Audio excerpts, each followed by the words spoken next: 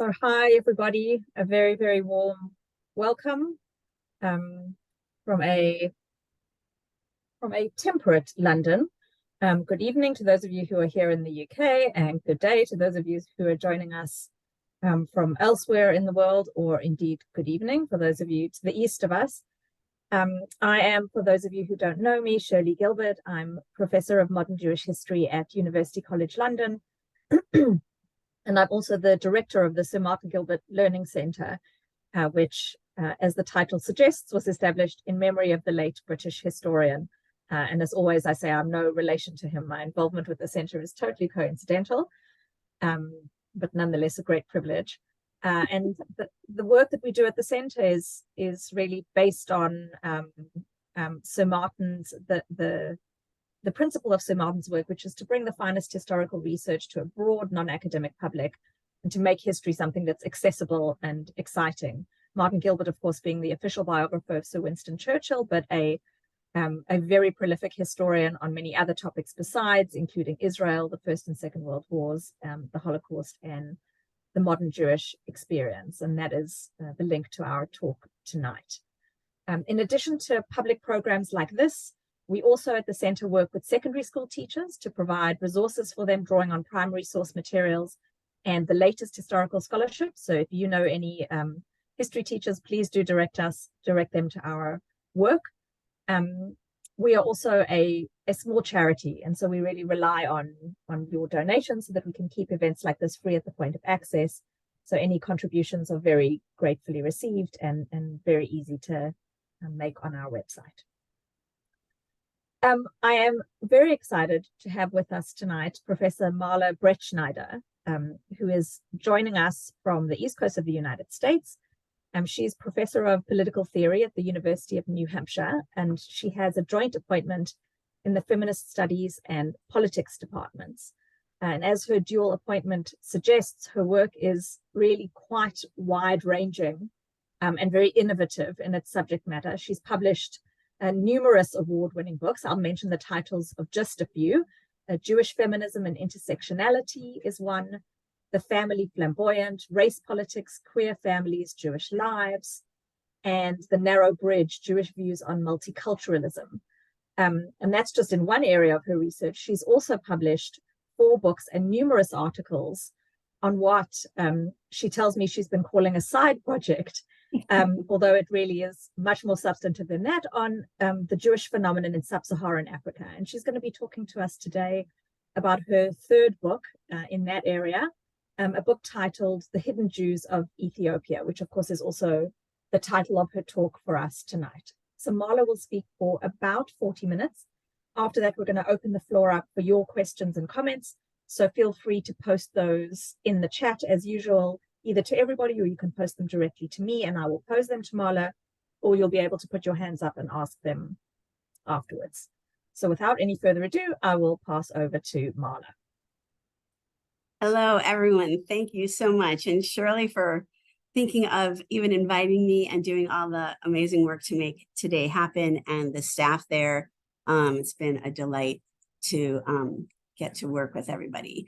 And it's very exciting for me to do this with you. I'm going to talk and show you some photos. I actually ended up writing 2 separate talks. The first one was a little more academic, based on my research with the Jewish communities in Ethiopia today. And although Shirley had made sure to let me know I should include lots of photos so it's accessible to all sorts of people. And I had done that, except some things have developed since I originally wrote the first draft of this in the summer. So I rewrote it, and you'll get the second part, and I hope it'll be helpfully accessible to you. But it's all intense, but it's even more intense than it was. Okay, so Shirley's referring to this book, which I'm delighted about, The Hidden Jews of Ethiopia, the Beta Israel of Kichene in North Shoa, Ethiopia. And so, of course, academics, I've written, various articles or chapters in books on this subject. These were the first 2 books. The first one is was a signal contribution, the Jewish phenomenon in sub-Saharan Africa. And so that's a single author book. The next one was edited, and then this is the new one.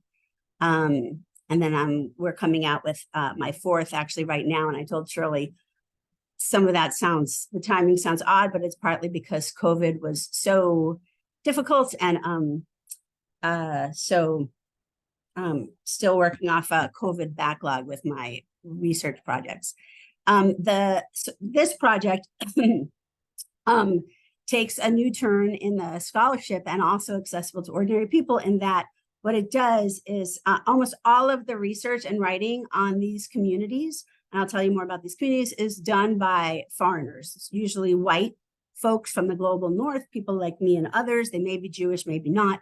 And as I had worked over the years, I was getting concerned about that dynamic.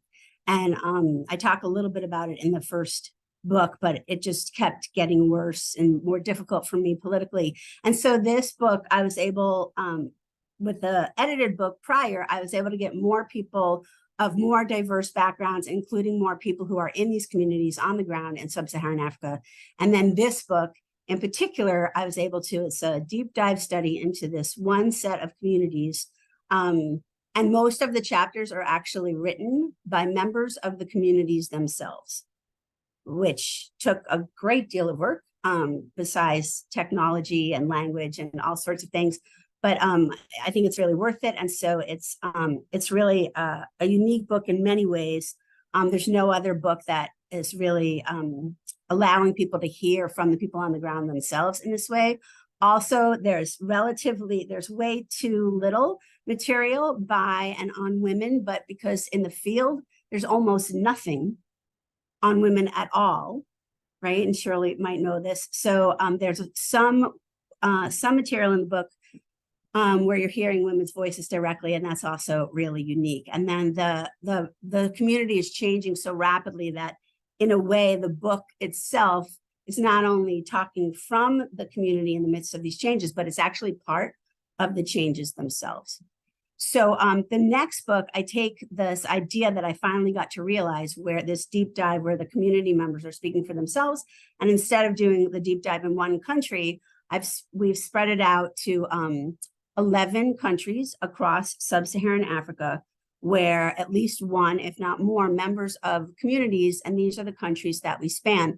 Many of these countries have more than one Jewish community living in them now, and by I mean indigenous African, not European or other kinds of transplants. So indigenous African communities that are engaged in Jewish activities. And so in this next book that's coming out, they're shorter chapters, doesn't have the same kind of depth as the Ethiopia book, but it gets to span, has more breadth. So some people know, so I keep saying sub-Saharan Africa, and if anyone has paid any attention to that, some people sort of know. They maybe know about Ethiopians. At this point, some people have heard about a community called the Lemba in South Africa and Zimbabwe, that some years ago there had been genetic testing on it. And if anyone wants to know, and they found a genetic link to the Kohen class of the ancient Israel caste system. And so some people know about these, but most people, we're talking today about Ethiopia. So I want you to just get a sense on the map, remind you the East Coast and the Horn. We're going to be looking, most people know, I'm sorry that it's coming out, you can't even see this, but most people, whether you know it or not, who know anything about Jews in Ethiopia, know about communities that come from this northern region called the Tigray region. And so we're going to expand that a little bit. Most of the Jews, almost all of the Jews that have been airlifted to Israel over some decades, this is by now they might have been born in Ethiopia or now and are adults, or actually by now born in Israel and are adults. And so most people know about the Ethiopian Jews that are now living in Israel. And those come from the Gondar region for the most part. And we also know that, as important as the airlifts are, and there's so much beauty and hope and creativity at the same time, the Ethiopians that did go over to Israel have faced a very difficult time. And we can talk about that if you want, but it's not the subject of this talk today. So what I'm going to do is, so the Tigray region up here, I'm going to be talking more, I'm going to start off talking about communities around the capital city, Addis Ababa, and then we're going to come back to talk about some things going on in the north again. And so the work about Addis Ababa and the communities I'm going to talk about today, for the most part, almost no one knows about them or hasn't known about them till recently. That was including me, including all the people who work with Ethiopian Jewish communities in Israel, etc. So get a picture of, for yourself, of Africa. And what I'm talking about is, I mean, of course, people in the global north, in London and I'm a New Yorker, mostly we've known about ancient communities of Jews all across the northern part, Morocco, Algiers, Tangiers, Libya, Egypt, etc. Because the Europeans had sort of gone that far. What most people then hadn't paid attention to is the sub-Saharan area of the continent, which, as you can see, it's a huge continent. And what I'm calling sub-Saharan, to get a little more specific, is itself enormous. So that's really what's quite different about this kind of work, is that the focus on these communities in sub-Saharan Africa, that for the most part, it's a very new field, maybe 10, 15 years old, of people talking about what's going on in these communities. So we're talking about Ethiopia. Here's just an older tidbit from a newspaper article when some of these groups from the Ethiopian group that I'm talking about became a little more known internationally and find themselves in the Jewish news. And they were often called, so in the title of the book, I still did use the word hidden. I didn't want to really exoticize them, but they have been living hidden lives. They literally live in communities, if it's outside of the city, built in a way into the mountains and in farmland that you can almost not even see them from the major roads. And this was to protect them. And here, if they're in the cities for hundreds of years, many folks had been living. I'm sure you know of different stories of conversos, whether it's from the Spanish Inquisition or what, but had been living as kind of conversos, publicly as Christians and privately as Jews. And the reason for this is that similarly to how bad the situation was for the Ethiopian Jews that were airlifted some decades ago to Israel, the situation for all the rest of the Jews in Ethiopia remains horrific. The anti-Jewish settlement sentiment against these communities is intense. The biases, the stereotypes, the stories told about them, and the extreme violence that they face every day because of these. So as the community by Addis Ababa is coming a little more public, now there are some more things that go public, but for hundreds of years they were hidden because they were referred to, and we'll talk a little bit about this, mostly they were craftspeople, and there's a conception about craftspeople in Ethiopian culture that you are maybe have the evil eye. And they said that the Jews, or however we want to call them, these people who associate themselves in the world that we call as Jews, they said that they turn into hyenas at night and they will kill your children and they'll make you sick. And so, if heaven forbid a child got sick or died or someone died in a nearby village, then probably within a few nights, people from that village would go and just torch the whole Jewish village nearby, because if they were living in close proximity, there's a lot of random killings. They often just enter the space, if they can find it, of one of these Jewish communities out that are in more rural areas, and hold people up by gunpoint, do all sorts of things that that include violence. It's really terrible in the cities. So I'm not going to do a deep dive on the nature of the oppression. It's extreme and it's violent and it's a daily challenge. So of course in Q&A, if you'd like more about that, but I don't want you to only know them through the situation of oppression, right? I also just want you to get to know them a little bit because they're a vibrant, interesting, dynamic community that most of the world, including the Jewish world, has just totally not paid any attention to. So So despite that, they persist. It's a statement from the last election in the United States. So they have to stay hidden. What happens in the cities and more towns, if they're known, they mostly need to stay hidden in public because they wouldn't be allowed into schools or they'd be beat up. And schools are not allowed into professions. That's getting a little bit changed in this recent period of public activity and appealing to international notions of human rights. But there's so much more to be done. And so they, like other stories of conversos that you might know, they practice, they're part of a Jewish community. They're known and they practice in their houses or in their homes with each other, or they go out occasionally to these rural settlements for big festivals and holidays.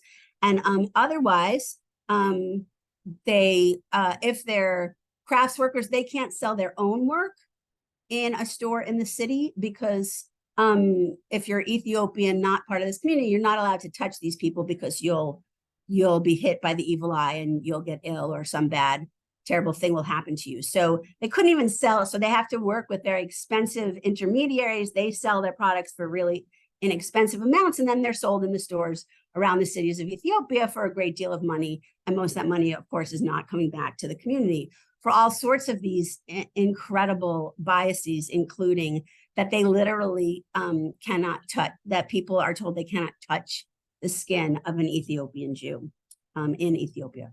So this is in one of the communities that are outside the city. Again, there's so much to tell you. I don't have so much time. So you can see that it's an old style with a clay wall behind them. These are two elders of the community. I apologize. It sounds like the United States is running a emergency test on our cell phones. So I apologize about that. Okay, and then we're also talking about tons of young people. Like it's a community where people are young and old and everything in between. So the places out in the country, they're referred to by the word Gadam. And so if you see this central large building that's round, that's kind of functions as the synagogue and community center. And then there would be, and you can see it's incredible poverty. People live around in these small huts. Usually it's older people who live there after they've finished their sort of productive lives in the city and they don't have to do that anymore and they don't want to be in hiding anymore. They move out to these rural centers. And often there's some children there and the elders and the children take care of each other. So the children can help out with life for the elders, and then the elders are responsible for care of some of the children. So these might be children if they've been abandoned or in need of adoption. Instead of sending them to someone who's outside the community, they might get sent to live in these communities. This is just a photo of one of the synagogues in North Shoah. That's not far. It's part of the regions of Addis in the central city. And so again, most people think that all the Jews from Ethiopia aren't there anymore. They think they're all in Israel, or maybe if they've moved on from Israel. But there's a lot here, mostly actually hidden, as I said, but also what we're starting to see with this activity that's very much related to the book itself is this more public presence. So this is a community center, a Jewish community center in Addis for Jews still living in the community there. And I try and put these red arrows. Again, I'm not very good with tech, but just some people are like, well, are they Jewish? And that's just a ridiculous question because we know where they live in these hidden, people are invited and can go, scholars and other officials. And this is their synagogue. I mean, in Addis. And then they have again, in recent years, they've actually been able to build a Jewish community center. And so you see there's a candelabra and the man who's speaking in this presentation is wearing a kippah. It's just it's just sort of a lot of global north not knowing what to do with people we don't expect, or different kinds of racism to say, oh, I'm going to see this. They're not talking about Jesus. They're not like one of those messianic groups. These are people who are engaging in Jewish activities. So again, I bring you back. I would love to tell you the story of the cover art on the book. It is an incredible story that demonstrates the whole situation of the communities themselves. So maybe I'll come back to that if we end up having time. For now, I'm just going to reintroduce that, and that you see this woman as a she's doing pottery. And so I'm going to just go through a little bit. So I said many of the people in this community work in crafts. And so that also gives opportunities for the community itself, or sometimes from non-governmental organizations, to arrange for skills training to help more people be able to be productive and help support families financially, et cetera. So this is, for example, a skills training session of two of the young people. And this is another training about employment and micro projects for Beta Israel craft people. One of the ways they call themselves is Beta Israel, just like the Ethiopians who are in Israel. And so this is another example of an organization and a woman who's doing that with sewing. A lot of times the women are doing pottery, and the pottery, there's so much different pottery, and it's all, absolutely gorgeous. And in Ethiopia, the people use them for everyday use, and some, of course, are made for tourists that come through. A lot of it's weaving. I have a beautiful talit that's woven by hand that was gifted to me from members of one of these communities many years ago. And anyway, so just showing you, it's both men and women who participate in the craftspeople work to support the community. This is used here. It's a sketch of what they're hoping to build in Addis about the new incredible public community center. I don't know how it's going to come out, because this is a grandiose vision, but it's been shared with me by the president of Brit Olam, the major organization of the Jewish community, again, in Addis. And so who knows, maybe some of us will go there one day and we'll see a structure that looks like that and gets used for that reason. There's also, they've actually broken ground for on a space for, and all of this has to be negotiated with the city to get the land, let alone the money and whatever. They need all the permits. And historically, no one was going to give anyone known as Jews any permits for anything. But this past 10, 20 years of this kind of work has slowly, very slowly, been paying off for some people, and especially in Addis, where you can take a politician to task and it's all more public. So this is the breaking ground. And again, maybe any of us might be there at some future point, and then we will actually see building on this land and activities happening. So now I'm gonna, I don't know that I should share, should I go on and we'll take questions at the end, because I'm gonna shift modes a little bit. Yep, please go ahead. Okay, so what I'm gonna do now, so originally I wrote, as I said, a much longer and more academic discussion of the communities, for example, around in Addis, with telling you much more things about their challenges and survival strategies and all that. And I'm happy to share any of that. But what has happened since then, so if you haven't been paying attention, and even if you are, now's the time to really think about it. Ethiopia's been in a very difficult, bloody civil war for a very long time. Up in the north, in that Tigray region, there are a lot of people from that region who are anti-government. So it's a civil war internal, and it between often Tigray fighters and people technically representing the Ethiopian government. And wherever land gets, when one side moves and advances and gets more land, then often, unfortunately, as you might imagine, a situation of people living through a civil war is just horrendous. And so we face them other times. It's all horrid. But what we're seeing is back in the north, most of the Jews that you may know of who are already in Israel come from that Gondar region. But now, in a larger sense, in that region, it's been a hot spot for a while. And this is why I rewrote the talk, so I could get you really current on this horrific situation. So I have the red line is just showing you where Addis is, and this yellow highlight is one of those communities that, from the title of the book, North Shoa, right?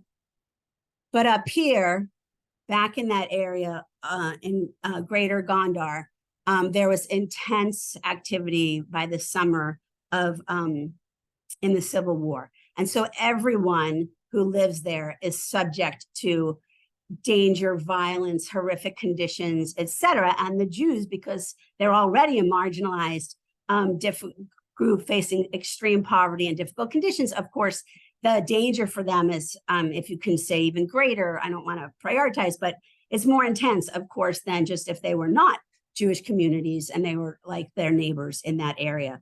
And so what happened is until then, and when I was trying to research some materials just so I'd have more visuals for you, you can see Sudan is up to the left, the north and the west over here by this region. And so often what you've been seeing in the news when you look at for anything about refugees, Sudan and Ethiopia, horrifically, mostly what has been in the news, even though it's far too little and too little is being done about it, are people fleeing Sudan, which has been in the midst of a horrendous civil war. I'm sure most of you have seen that. And so they've been fleeing Sudan and coming into Ethiopia and living in refugee camps in Ethiopia, right?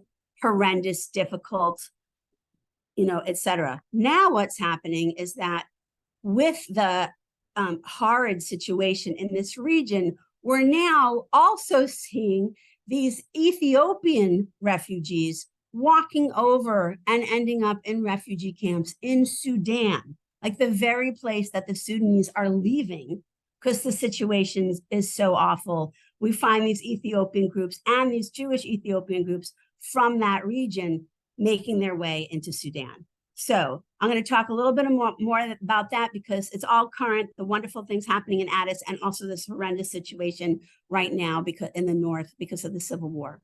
So this is from a Jerusalem Post article just this summer. At a certain point when I was finding out about this and coming into contact, I got a notification from someone on the ground there saying there's going to be an airlift soon. And then there's going to be an airlift tomorrow. And that was amazing because the situation was so horrible. But it turned out there wasn't an airlift for most ordinary Ethiopian Jews. It was for those who already had Israeli citizenship, who were there as shlichot, emissaries from Israel, etc. And so this is just a bit from that article.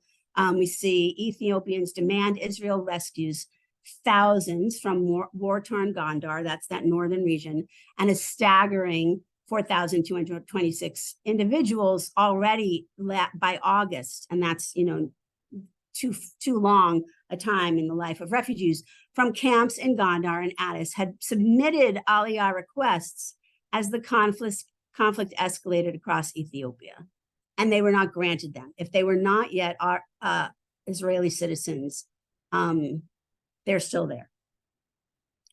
And so one of the questions, thinking, how on earth can this happen? Israel can airlift a bunch, why not? Well, we still run into that, a lot of racist material of people first saying, well, they're not Jewish, or how do we know they're Jewish?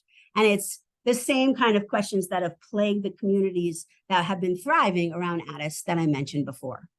And so this is sent to me by one of the Kes, if you know any of these Ethiopian terms of Kes is kind of like, sometimes they're called a priest because Christian language is what's available in English often, or it's like the spiritual leader, one of the leadership of the community.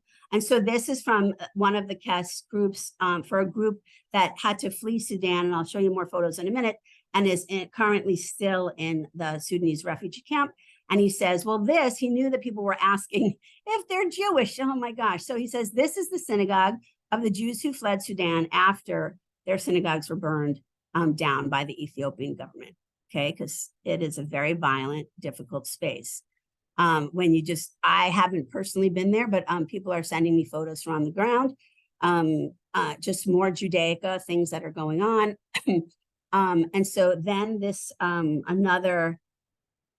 just so I'm getting updates, and I can't possibly do enough, but I'm getting updates from the Kes of this one. There's more than one community impacted by this, but one community particularly that had to go into actually Sudan is living in the refugee camp. So one of the notes to me in WhatsApp with Shalom Doctor. That's sometimes what he calls me. The Jews in exile in Sudan are in a very bad situation. They haven't received food and medical care. Please find countries that can give them asylum. And so I am not of the level that I can find countries that can give them asylum. I sometimes am trying to raise some funds, even a paltry amount from a place like London and the United States of $500 is an enormous amount of money to help them because of the what they're seeing. And I don't share this. I'm not sharing all of his notes to me, and I certainly am not sharing this just for shock value, but you need to understand the situation. The second part says, human rights are being violated. I spent 8 days in the prison of the Sudan police station. They're paying a heavy price just because they're Jews. And these are the conditions that they're living in. In this place, again, the Kes on a different day is writing in a terrible situation. So notice that they're sleeping just on earth floors. When it rains, they have no sleep, he writes, because the ground is wet, the water rises up, and they spend the night standing with the children in their arms. And this is what they're facing right now as we speak. And of course, he sent me too many photos. These are women, I just didn't want to send all these photos, who have been sexually assaulted. One of them is pregnant and is going through a severe psychological breakdown. So there are some older people and there are some younger people, including young women who may be married and had a kid or got pregnant before they began this trek.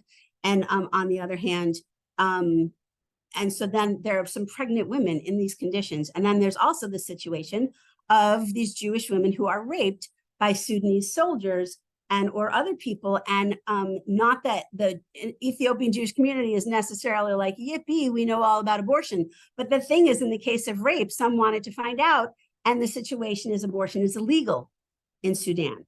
So one of the members of this small community has been sexually assaulted, got pregnant, and is being forced to carry the fetus to term because of the conditions and the laws in Sudan. So, so this is, I'll just show you sort of quickly just some others so we can wrap it up and do questions and answers. This is a photo that was shared with me from one of the members. Like literally these people, you might have seen some of these kind of photos from the 80s. Literally, these people are still walking across deserts from their towns in the mountains around Gondar to get in to the Sudan, across the border. That's the closest border. And it is, includes from little kids, babies, young women, old women, young men, old men. And this was actually published in an Arab newspaper in August. Again, the living conditions in the refugee camp are horrific. This is their home. This isn't just some outing where they end up in this place and take a photo. This is actually the conditions that they're living in. And you can see the array of so many children and a lot of women of different ages, young and old.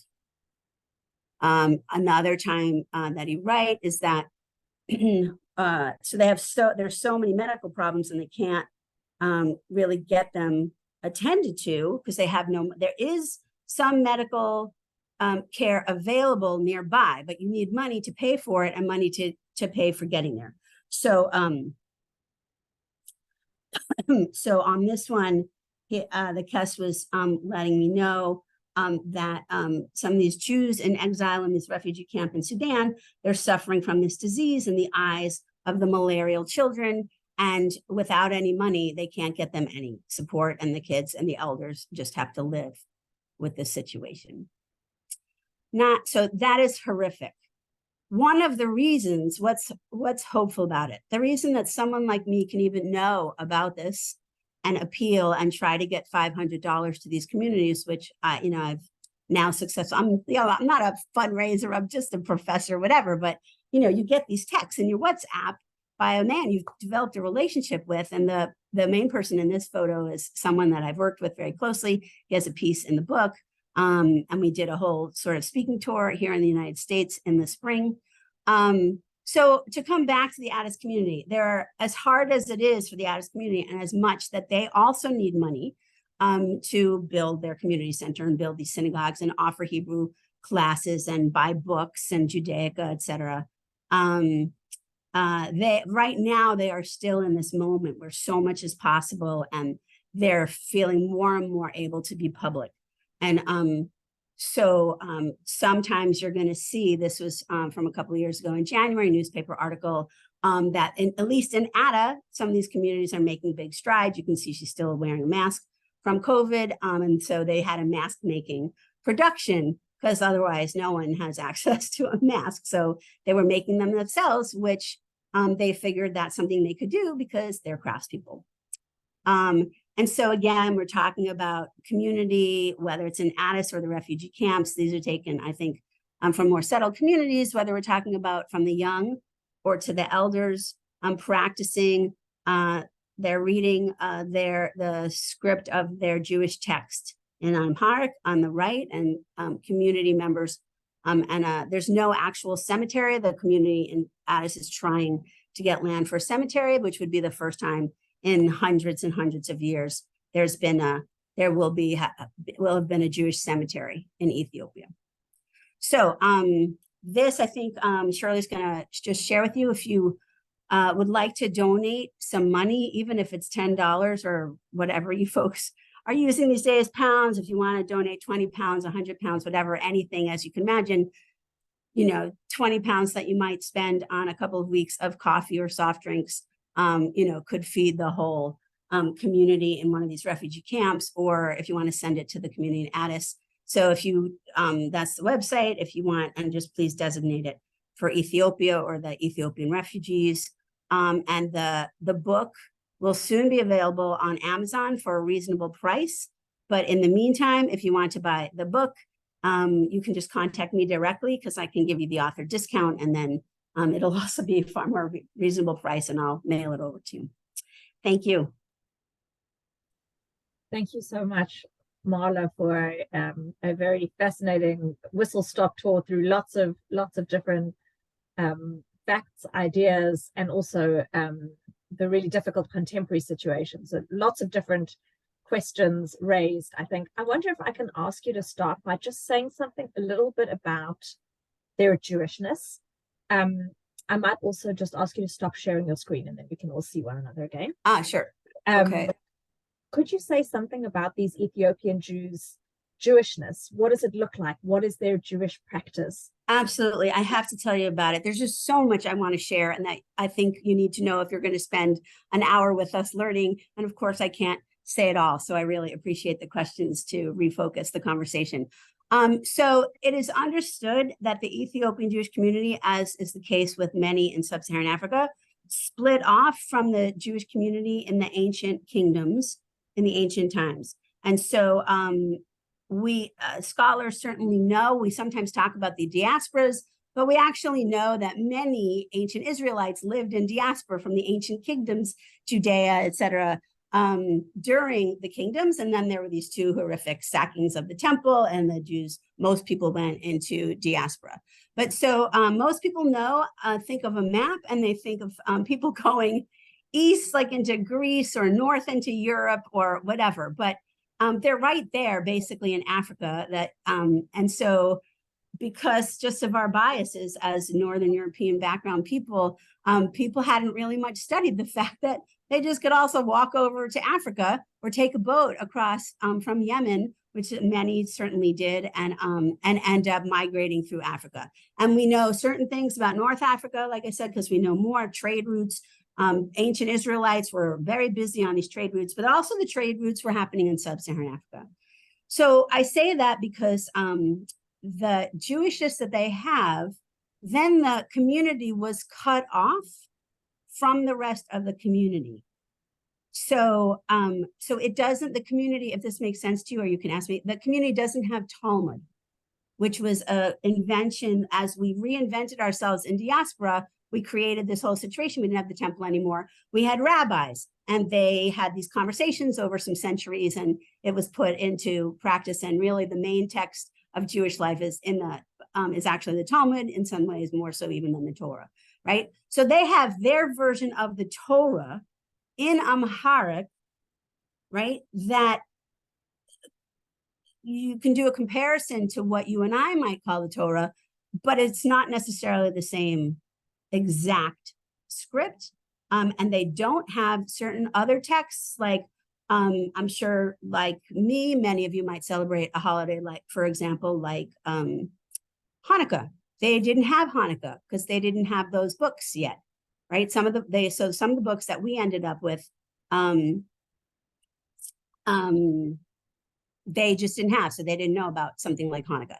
So in some ways, there are things that will be resonant to Jews that I'm seeing on the screen who maybe are similar to me.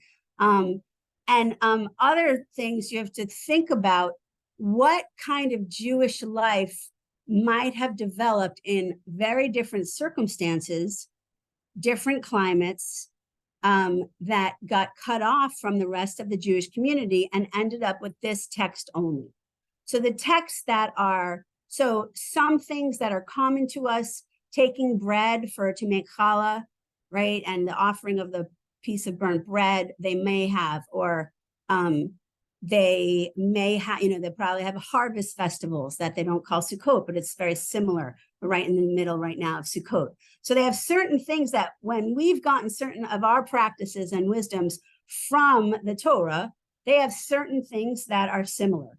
But they don't have a downtown Judaica shop where they're going to go buy a silver Kiddush cup, right? They don't have a lot of things. They're not going to have a yod and a big double scroll, or if you're Mizrahi, a single scroll to read in the Torah. So there's a lot of similarities and there's a lot of differences. And often what people are doing, just another note about power dynamics, is they're expecting the communities in Ethiopia to learn, quote unquote, our ways, right?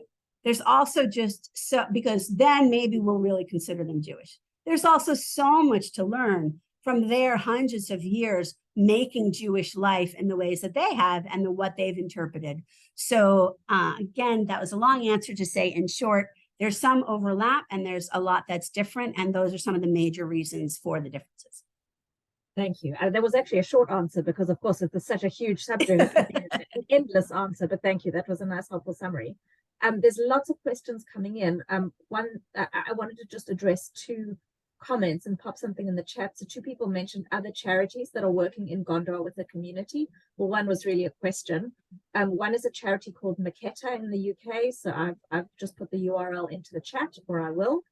Great, thank you. And the second, there was a question about whether the North American Conference on Ethiopian Jewry is helping. But I put that into the chat. Wait, I'm sorry.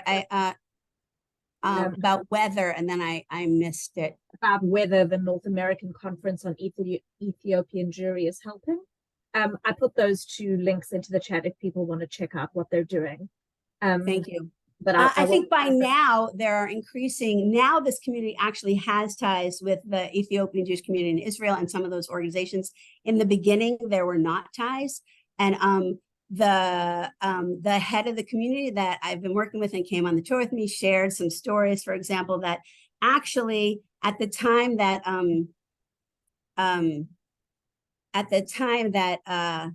the airlift was starting in the 80s, because Addis was right there, they actually first came to Addis and were offering to this is his account, they were offering to airlift the community from Addis. And the community from Addis said, our situation is very difficult, but we're a little more protected in the way that we live in the city. And they said that the community from Addis actually sent them to the communities in Gondar. And so that in Israeli history, some people have known about these communities and kind of forgot about them over the years of incredible difficulty in Israeli politics of working with these new communities of Ethiopians from Gondar. We've also had a comment in the chat from Kevin Darville, who's the chair of Maketa. I hope I'm pronouncing that correctly, Kevin. Oh, fantastic. Oh, I'm so happy to meet you. Can you contact me later? I'm so glad to find your materials. I will pop Marla's email address in the chat for anybody who wants to be in touch with her. But I'm going to start posing some of these questions to you because there are lots of them, and let's see if we can, how many of them we can get through.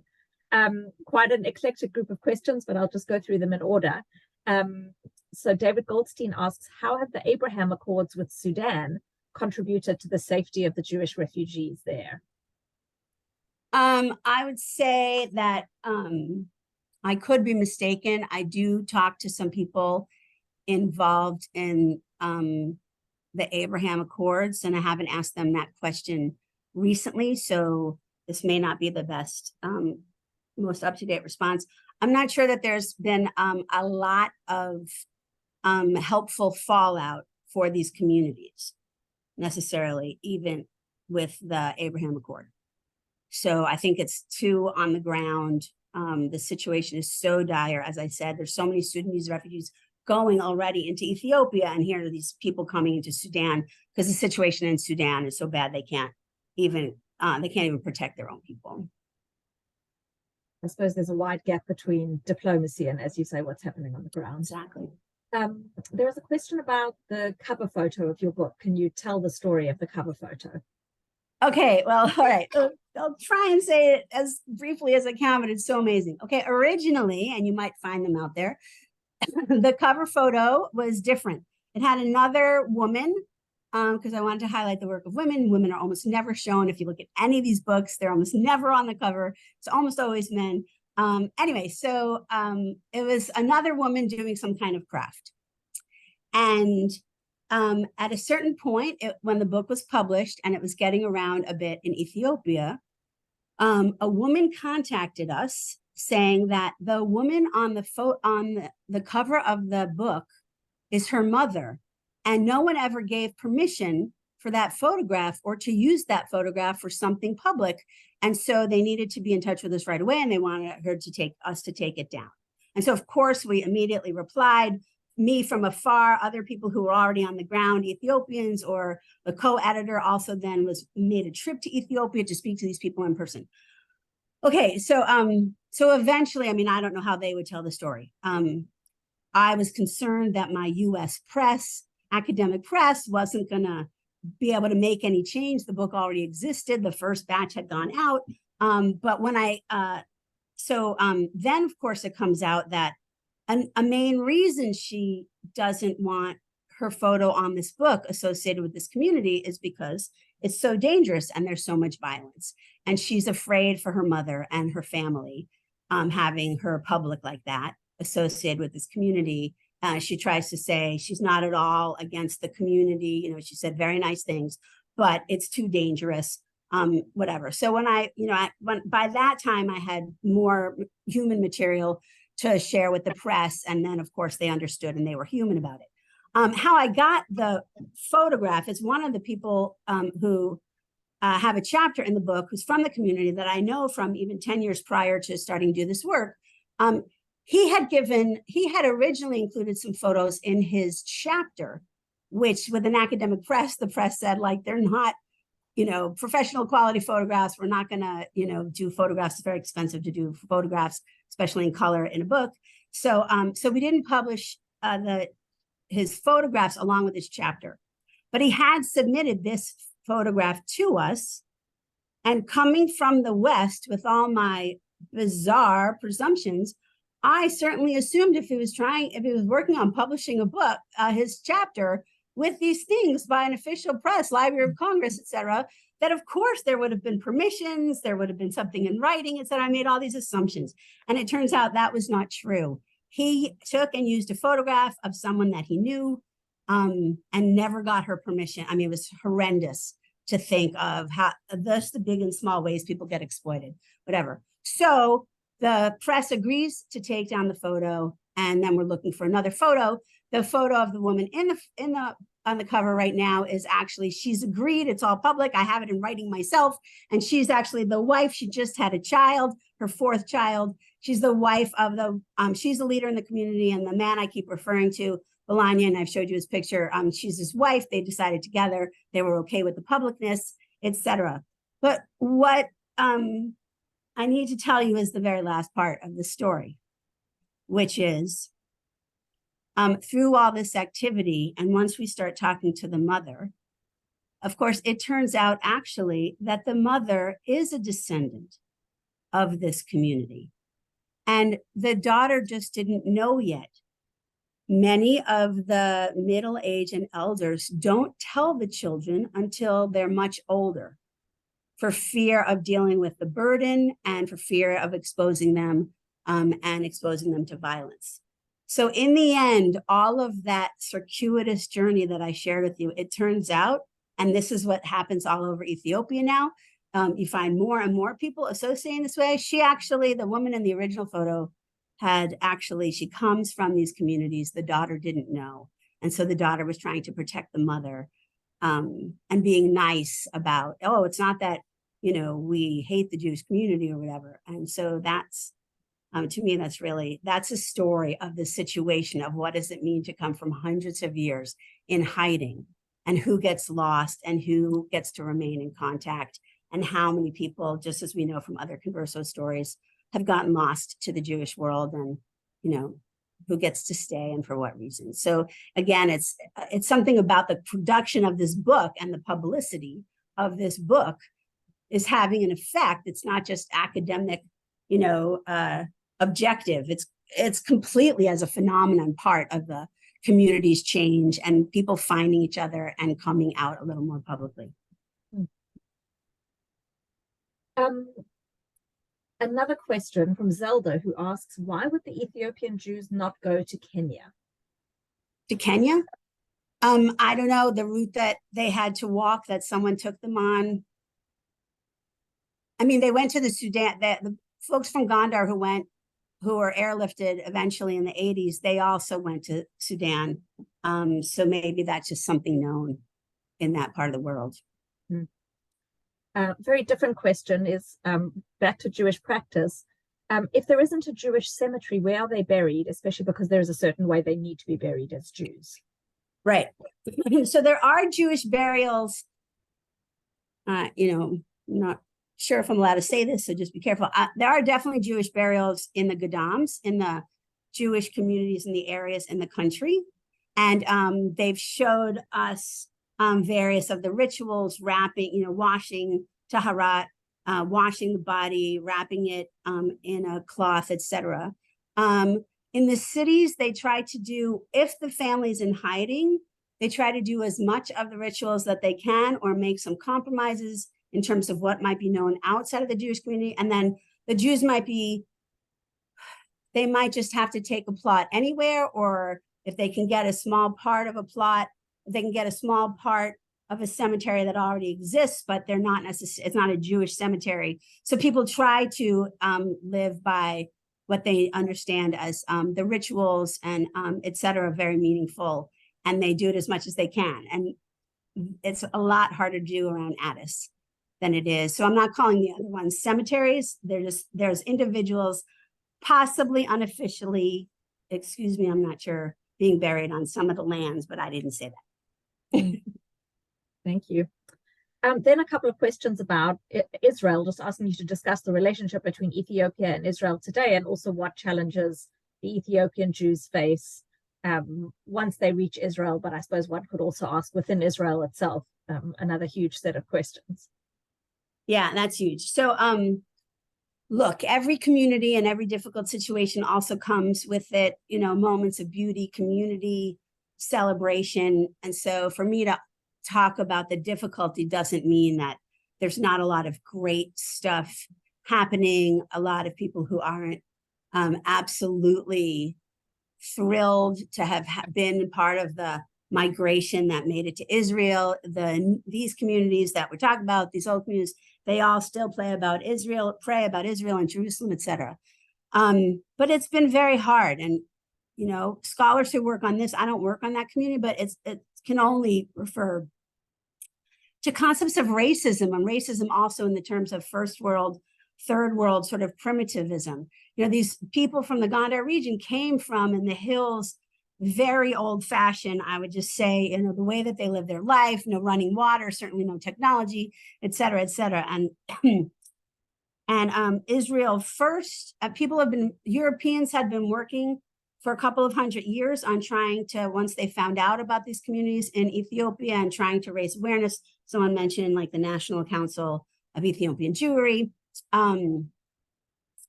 When the situation got so bad that people actually finally got it up to the US State Department to talk about an evacuation, which ended up happening technically between Sudan and Israel, but supposedly the CIA and the State Department were involved in the whole thing. It was, I actually in the 80s happened to have been a place where a group that had just come off a plane was being kept for the very beginning. And I met all these people coming off a bus in the middle of the night. I wasn't working on this then. I was a young person. It just so happened. And it was just completely extraordinary. So at the time, in some ways, Israelis were so ecstatic and happy to be fulfilling their mission as they understood their own Zionism of, Jewish community in the world and the function of Israel. But in reality, of course, many people, there's a process of absorption in Israel that any new immigrant goes through.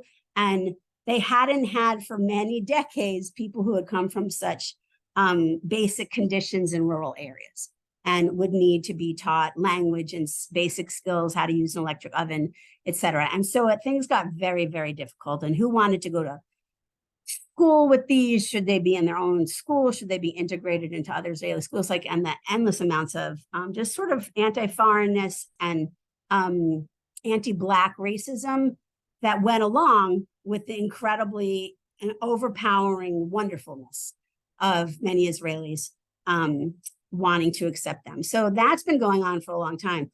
Also, what's happened since then is this related and separate situation of Israel taking in other African refugees from other countries who are explicitly not Jewish and taking them in on a humanitarian basis. And there's a whole, some people really, just like here, really support Israel participating in these humanitarian crises, and because Jews have always needed other people to help us too. And then, of course, there's, like in the United States, an anti-immigrant backlash, a lot of hatred, exploitation of these communities. So what's happened since is also an odd situation of any person who looks kind of African in Israel. It's a very complicated thing. And so the community in Ethiopia now, for a long time, it wasn't saying necessarily that it wanted to make Aliyah because it wasn't the time politically, because the Israeli government will not grant them the audience. And so even with the groups that were taken in the 80s, airlifted to Israel, as many people as it was, and as miraculous as it was, there were also people who were not taken. And people said, you aren't proving you're Jewish enough. And then a lot of political activity went on behalf of those people. And so then some people succeeded in getting this group to get on another airplane. And then there's even a recent one, like under family reunification. If you can show that you have any relative who actually did make it an Israeli citizen, then you might be in the next group that's allowed into Israel. Almost none of them still are in the communities that we're talking about. I mean, we're still talking about a couple of 100,000 other people in the communities I'm sharing with you that Israel won't recognize. And so who knows where it will go? They would actually like recognition for a variety of reasons, just like anybody else, or I'm sure in London, you're sort of similar to me in New York. People want to go to Israel, make pilgrimages, learn, study, et cetera. Not everyone wants to live there. Some people would want to live there. And so they want more opportunities because they were being denied visas. Most are denied visas. So there's been activity to at least allow some of the community leaders to have visas so they can go and suss out what the situation in Israel is. And but as a community, right now, there is no political option for Aliyah on the table at all, or recognition. Wow. Well, we've reached the end of our time, and I'm conscious that we have two wonderful, big, chunky questions from Eugene in the chat. So Eugene, I hope you will forgive me. I'm going to read these out as questions and perhaps add a little of my own gloss. But unfortunately, we won't have time to answer them also because I know the answer is going to be a very, very big one. So I'm going to read them out and then I'll wrap us up. So first of all, Eugene asks he's really asking about the encounter between white European Jews and Jews, non-white skinned Jews really in Africa. And he says, if white European Jews, in inverted commas, see themselves as God-chosen people, where do Ethiopian Jews fit into that narrative, essentially, if I can paraphrase him? And he also asks whether the Ethiopian Jewish situation has led to any deep questioning of what it actually means to be Jewish. For example, could these African Jews be closer to some original model than European Jews, further from it, or other? And Eugene, I think that's a great question, whether it leads to questioning among Ethiopian Jews or indeed among European Jews, whatever we mean by all of these categories. But I'm going to leave those there as thought-provoking ideas for you to— I won't answer them, but I will tell you that there is a good deal of scholarship on all of those questions. Some, of course, are controversial questions. I've written on some of them, but you actually can find answers by some scholars to many of those questions. So I'm at least happy to say that. Great. And I'm happy to connect the two of you. And indeed, there is a larger literature, not just on Ethiopian Jews, as you say, but on Jews in Africa that engages with these questions, which are really fascinating, profound questions. But right now, what I will do is thank you, Marla, and hope the rest of you will join me in thanking Marla for a really terrific talk on behalf of the Sir Martin Gilbert Learning Center. Thank you for taking the time to come and talk with us and share both your work and also raise awareness about the horrific situation that people are facing in Ethiopia and Sudan today. A reminder that you can buy Marla's book with an author discount by contacting her directly. And if you missed her email address, just get in touch with us. A reminder of our next events. Firstly, I will be giving a talk next week on music that survived the Nazis. It's on Wednesday, the 11th of October. It's at 10 p.m. UK time, I'm afraid, 5 p.m. Eastern time, because it's organized by the University of Pittsburgh, co-sponsored by Carnegie Mellon University. And then on Tuesday, the 17th of October, we have Sir Martin's widow, Lady Esther Gilbert, talking about Martin Gilbert and the Churchill biography. That's on Tuesday, the 17th of October at 7 p.m. UK time. So hopefully we'll see some of you at those events or some other events in the future. Marla, thank you so much again for your time. Thank you. Chag Sukkot Sameach for anyone celebrating. Take care. See you all soon. Bye.